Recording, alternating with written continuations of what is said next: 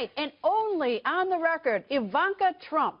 Now, Ivanka and I have been talking about sitting down for a long, wide-ranging interview for months. So we set a date, and today we sat down. And throughout the hour, you will get to know Donald Trump's daughter, Ivanka Trump. She is a top executive at the Trump Organization, owns her own fashion line business. But one job she's very proud of, being a mother to Arabella, Joseph, and Theodore. Right now, Ivanka Trump on the record from the Trump Park Avenue. Ivanka, nice to see you. Good to see you as well. And thanks for sitting down with us. Oh, my pleasure.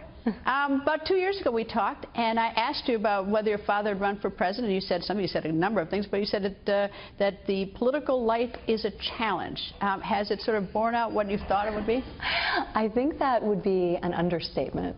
It is a very hard thing to do, to run for elected office, and I think most people realized that challenge, but living it, and especially when you're talking about the highest level of elected office and arguably the most powerful position in the world, there is tremendous scrutiny, there's tremendous viciousness, but there's also amazing love and support. So it's these extremes that are remarkable. I think one of the most incredible things about this journey is the ability to travel to areas of this country and see my father fill these arenas with people who are so hopeful and excited and passionate about the message he has for them and about his ability to fulfill their hopes for this country.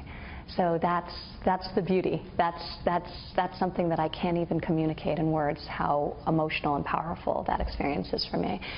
And then there's the other side, which is the viciousness of the attacks, and that's a hard thing as a daughter of a candidate to experience. But my father's strong and he's tough, and it's probably harder on me than it is on him, and but it's been an amazing journey. You know, I've talked to a lot of children over the years at politicians. It's always harder on the kids. Always harder than the candidates. The candidates, you know, it's like, you know, water off a duck's back. But the kids, they take it hard.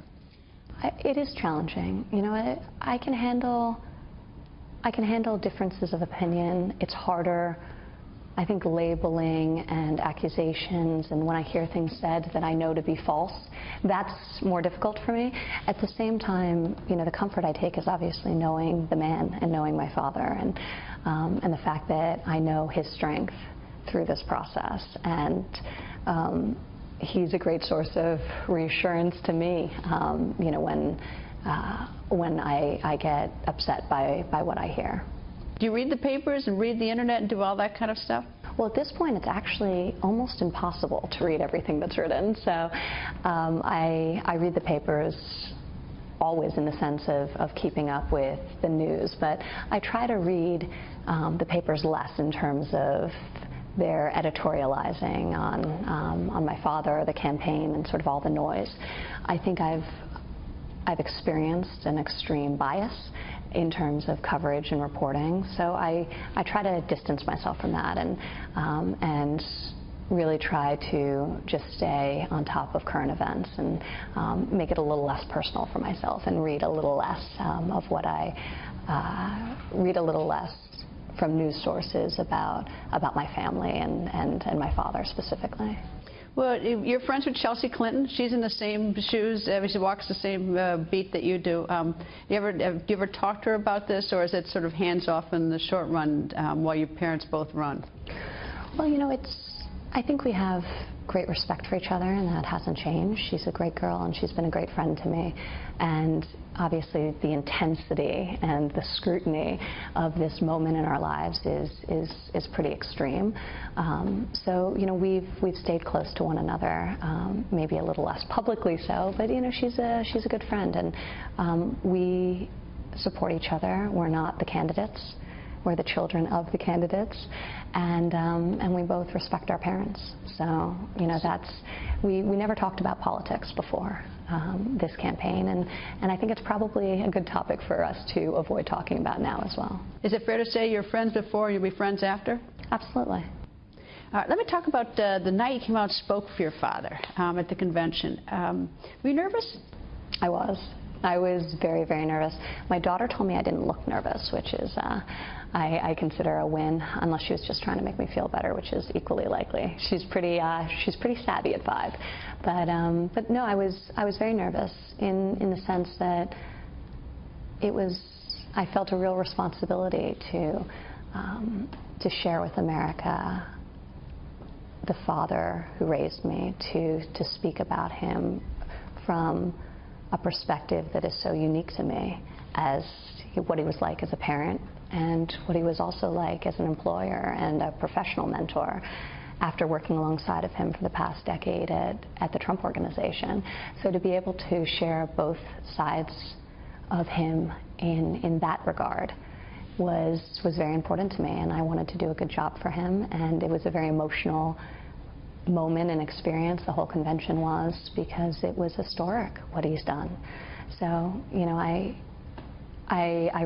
wanted to do a good job for him, and I also knew a lot of people were watching on television, so I was a little nervous about that. So I was happy I made it across the stage without tripping. So how about your brothers? Did they give you a hard time? Was there, like behind the scenes, did they teasing you about it, or are they? What's that like? What's the family dynamic? Well, they were very, very quiet until they were done with their own speeches.